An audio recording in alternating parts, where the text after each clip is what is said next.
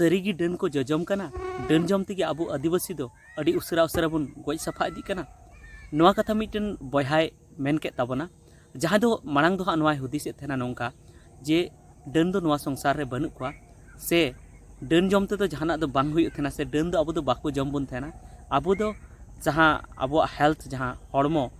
बांग ध्यान खातिर ते से हड़मो रे जहाना रोग सिरजव खातिर ते अब बन गुजु थेना मेनखान उनिया मने अंतर रे नितो नोआ अड़ी जस्ती गुरलाव बड़ाय कना से नोआ उनी हुदिसया जे सारीगी डन जम तेगे अब हड़ हपन दो अड़ी उसरा बन साफा इदी कना साराम को जोहार संताली अड़ांग रे आतंग दराय पे तो आपे ठेन इकन खोजोआ इन अड़ी दिन खन वीडियो बन बनाव का तबना और नोआ खातिर ते वीडियो बन बनाव का तबना चेदा से इन नेलिंग कान गया पे हड़मो कई बेस बांग थाय कान ती मिद दिन अड़ी जस्ती की लाज हासु लेदिया और ओना हासु गी हा बांग चाबाव कना मेनखान इन जांच अचु हुई तिया डॉक्टर से नेल अचु हुई तिया फोटो हुई तिया चे कना चे बांग तो देला तिया नो गालमाराव लासेन बन इदिया तो जहां उनी बया जहां मेन के जे डन दो को जोजम कान गया डन चेतान रे पतियो दो लगती कान गया नोआ तो एकदम सारी कान गया और ओना दो नोआ लेकाते मेन के जे आकु आतु रे अड़ी बेस बेस हर को गजना और जहां बड़िज बड़िज हर कना को जहां हाँ हंडी परुआ अड़ी जस्ती को नुया से एड़े गया को से आरहों उनका बड़िज को रोड तहना उनको को हर दो नितो हो मेना को गया और जहां सारी रोड हर और जहां हंडी परुआ बाको नुई तहना से आरहों अड़ी रकम ते जहां सीधे सप्ता हर उनको दो मिद को गज साफा इदीना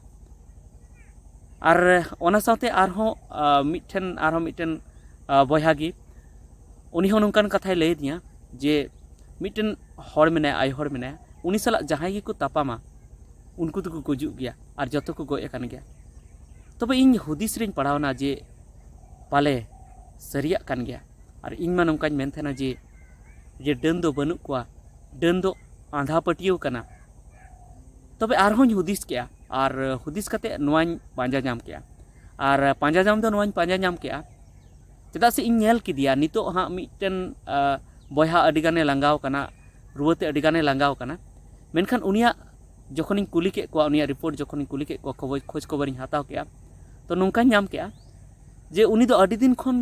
लाज हासु इदी कना और उना साथे हड़मो उनिया चेठा बनू तया मेनखान उना दिन खन गे जखन खन उनी चेठा बनू तया जखन खन उनी अस्वस्थ मेने अनहेल्दी मेने उन खन उनी दो कमरू ठे गे चला कना ओझा ठे गे चला कना और साकाम गे घासाव चुया रान और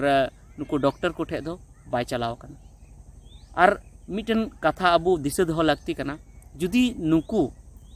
जहाँ प्रैक्टिशनर कना को जहाँ विलेज रेन जहाँ अतु कुरेन उनको जुदी बाको दाड़िया कना जहाँ जनरल डॉक्टर कना को उनको जुदी बाको दाड़िया कना तो अब दो स्पेशल डॉक्टर ठे चला हुई तबना स्पेशलिस्ट ठे चला हुई तबना मेनखान उनी दो स्पेशलिस्ट ठे दो बाय चलाव कना और इनका तेगे उनिया रोग दो बढ़तीना और बढ़ती कते जखन तायम ते उनी फोटो अचुयना लाज रना फोटो अचुयना कोड़ाम रना फोटो अचुयना तखन उन घड़ी उनको को लय दिया डॉक्टर को लय दिया भागिना डॉक्टर ठे चलावना तखन उनको को लय दिया ची जे आमा लाज खन तायम पाहटा रे जहाँ दो दिया पाहटा रे आमा ओंडे दा ओंडे जारवाव कान तमा ट्यूमर लेका हुई काना तबे नितो हो ओना उनका हुई कान रहो उनको को सोलहा को मा को डॉक्टर जे इदी पे मारंग डॉक्टर ठे इदी पे जहाँ ठे ऑपरेशन हुई थेना और ओंडे ऑपरेशन अचुई पे ऑपरेशन कते ओना जहाँ दा रना थैले कना से दा रना जहाँ नुका डुहु कना ओना को उडुक कताय खान गे जुतुआ मेनखान नितो हबे ओंडे बाको सेन कना और नोआ दो झारखंड पोनत ना कथा कान गया इन जहाँ रे मिनिया ओंडा ओना सुर ना कथा कान गया तो ओना तायम उनको को चलावना रिम्स को मेता को रिम्स सेनो मेनखान ओना खन लहा रे उनको नोते जहाँ गुरु कमरू कना को ओझा कना को उनको ठेन अड़ी जस्ती घासाव अचु को धुरौना उनको को मेता को पे दिन भितरी रे मेनखान नितो धबी माने पे दिन भितरी में बाको चलावना ओना तायम आरहों अडिगान कमरू ठे को चलावना ओझा ठे को चलावना उनको ठे काटा काटी चुक के ओना तायम अड़ी दिन बाद जखन रुगी लगायना उन घड़ी को चलावना जहाँ दो झारखंड पोनत रे जहाँ रांची रे जहाँ मिटन जहाँ हॉस्पिटल में मारांग हॉस्पिटल जहाँ दो सरकारी हॉस्पिटल रिम्स जहाँ में इंस्टीट्यूट ऑफ मेडिकल साइंस तो ओंडे को चलावना मेनखान ओंडे हो उनको रान मुर्गन दो भगीती बांग हुई लेना चेदा बांग हुई लेना चेदा से उनको ओंडे बाको गालमाराव दाड़े कना बांग दो डॉक्टर सलाह को गालमाराव दाड़े कना बांग दो एटा हर सलाह को गालमाराव दाड़े कना खाली ओंडे को इदी किदिया और इदी कते ओंडे को भर्ती किदिया मेनखान उनिया इलाज से उनिया जहाँ रान चेक लेका कते हुयुआ चेक लेका कते उनिया ऑपरेशन हुयुआ नोआ लगी दो उनको दो जहान आकू से खोज दो जहाना बाको कुरुमुटुया खाली को इदी कदिया और तीर कना और बोन बड़ाई गया जे सरकारी हॉस्पिटल से प्राइवेट हॉस्पिटल रहो जहाँ रगी जुदी आबोरन रोगी बोन दिखवा तो आबू तिगी पांजा हुयुग तबना जे उनिया ऑपरेशन तीस हुयुआ से बांग हुयुआ से चेक चिका मेनखान जुदी आबू ओंडे आबू दे बाबोन पांजाया तो हॉस्पिटल वाला दो को चिका बना हॉस्पिटल वाला दो ओंडे दो आकुआ चार्ज को जुड़ो इदिया इनेगी और जुदी सरकारी हॉस्पिटल कना तो ओंडे को दोहो को बना उनको दो जहाना दो बांग चिका कान तकवा आबू गेबोन बुझाव दाड़े कना आबुगरन रोगिया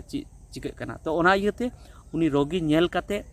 ओंडे उनिया चेक हुयुआ बांग हुयुआ ओना बाबदते ओंडे गालमाराव लगती कना जुदी डॉक्टर सला बाबुन गालमाराव दाड़े कना ओंडे नर्स को मेना कोआ से आरहों एटा हर मेना कोआ से आरहों जहाँ एटा रोगी को इदी को उनकुरन गार्जियन मेना कोआ उनको सला गालमाराव कते अब डॉक्टर सला बन गालमाराव मा चेक चिका बांग चिका मेनखान ओना दो उनको बाको दाड़ेया कना और उनका कते नितो बाडायोग कना जे उनी को आगु रुवाड़ कादिया हॉस्पिटल खन और उनी अडी गे कहिल हालत रे मेनाय और उनी बाबत तेगी नोंका गालमाराव हुयुग कना जे उनी तो मिटन बुढ़ी हर सला झगड़ा लेना और ओना खातिर तेगी उन लांगाय मेनखान इन जहाँ तक इन बुझावया जे उनी जुदी एतहब खना उनी डॉक्टर ठे चलाव को आय और जांच अचू को आय रान अचू को आय तो उनी दो उन दो नित भी बाय लांगा को से नितो हो जुदी उनको रिम्स हॉस्पिटल को चलावना तो ओंडे जुदी ओंडे उनी रान लगी ते को उपाय किया को उनको डॉक्टर को कुली की को और जुदी ऑपरेशन लगती तहे कना तो ऑपरेशन लगी को उपाय किया को तब खान दो उनी ऑपरेशन करते उनी लगन गी नपाय को और नित होय नपाय गया मेनखान नितो दो उनी आया रोग ता बढ़ती इदीना मेनखान उनी नपाय को मा गे आबो बन खोजोआ तो नो नोंका माने आबू रे बाबुन ध्यानों कना बाबुन नेलेआ जे चेक चिका हुयुआ बांग हुयुआ रानो हुयुआ से चिका हुयुआ और ओना खातिर ते आबो जहां हरमो कना ओना बड़ी इदी कना और बड़ी इदी कान खाय आबो नवा बन मेनेआ जे इन दो डनगी जमाइन कना से बोंगा को जमाइन कना और नुंका हो मी बार नेलोगो कना जे जहां दो आचका गी को गुजुक कना मेनखान आचका गुजुक ना तो कारण मेना जहां दो हरमो आबो बाय सपोर्ट या होय दाड़ेआ ओंडे हार्ट रे बाय सपोर्ट ले तबना हार्ट बाय सपोर्ट ले तबना हार्ट ब्लॉक कना नेतार अडिगान आबो उनकाना जिनिस बन जमेआ जहाँ तो सुनुम लेकाना जिनिस बन जामा जहाँते अब हार्ट ना जहाँ नस कना ओना ब्लॉक कान तबना से आरहों उनकाना जिनिस बन जमेते नेतार मसाला रेना जिनिस गिबन जमेते आरहों अडिगान हरमो रे बड़ी हुयुग कना जहाँते अडिगान को गुजुक कान तबन गया को अदो ओना दो एकेन आदिवासी गी बांग दिकु को गुजुक कना मेनखान नेलोगो कना जे दिकु को दो कई आकुआ हरमो रे ध्यान को एमेआ घारंज रे ध्यान को एमेआ घारंज सुलूक रे तहन कान तकवा उनको बहर रे जहान उनकान जस्ती लोड बांग पड़ाव को कना ओना इयते उनको बाको भावना चिंताया ओनाते उनको ठीक ᱧᱚᱜ गी को तहन कना ओना इयते उनको उन आबो उन दो बाको गुजुक कना मेनखान एनते रहो जे आबो हो अडिगान हर बेसगी मेना को ताबना और बेसी को तहन ताबना जुदी बेस डहार ते को चला हाड़ी परवा डहार ते बाको चला और अपनारा हरमो रे ध्यान को एम खान तबे तो नोनी कान गया इन दो नोगिन मेना जे जहाँ आंधा पतियो कना आंधा पतियो रे आलो पे चला तबना जहाँ कमी दरकार कना हरमो बांचाव दो लगी ओना रे ध्यान तबन पे रान रे ध्यान तबन पे और हरमो जहाँ समय समय दरकार कना दा दरकार कना दाका दरकार कना आरहों जम उनकाना जिनिस जम दरकार कना ओना को एमाव ताबन पे तबे आबो नापाय रेबन तहना निये दो बांग जे आबो दो डने जमे बना से बोंगाय जम बना ओना दो इन्या नित होñ मेने गया जे ओना दो आंधा पतियो कान गया ओना चितार दो बाबन चला मा हे उनका संयोग हुयु कान गया जे बेस बेस हर को गोएना जहाँ अतु रे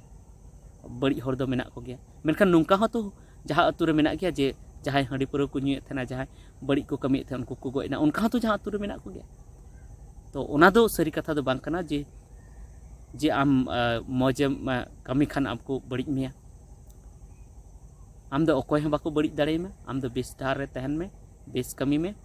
जुदी आमा जहाँ तीस चला रना तेना तो उन तो चला गया तीना दिन आमा बांचा रना तहना उना दिन तुम बांचा गया तब ठीक है निये गे मेरना तहा कना तो चेल का पे बुझो के नो वीडियो कमेंट करते लई तबन पे आर चेदा से इनहो हसुते इनहो हड़मो रे बेस बन बुझे ते उनका बन बनाव दाड़े कना वीडियो से रोड होन का बांग उडुगो कान तिया तो ओना जेते आपे इकኝ खोजो कना मेनखान उसरा गे इन स्वस्थ काते हेल्दी काते